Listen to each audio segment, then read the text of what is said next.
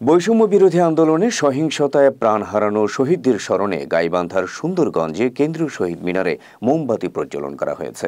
শনিবার সন্ধ্যায় বিভিন্ন স্কুল, কলেজ ও বিশ্ববিদ্যালয়ের শিক্ষার্থীরা এ কর্মসূচি পালন করে। এ সময় মোমবাতি প্রজ্বলন করে শহীদদের স্মরণে 1 মিনিট নীরবতা পালন করা হয়। জাতীয় সংগীতের মাধ্যমে শহীদদের শ্রদ্ধা জানানোর পর তাদের রুহের মাগফিরাত কামনা করে দোয়া অনুষ্ঠিত হয়। এ সময় ছাত্র আন্দোলনের সকল হত্যাকাণ্ডের দ্রুত বিচার দাবি করেন শিক্ষার্থীরা।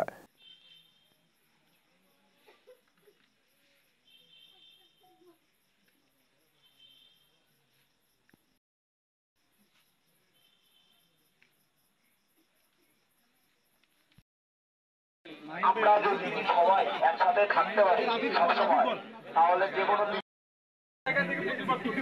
কেউ রাস্তায় গিয়ে, কেউ ফেসবুকে, কেউ অনলাইনে, কেউ অফলাইনে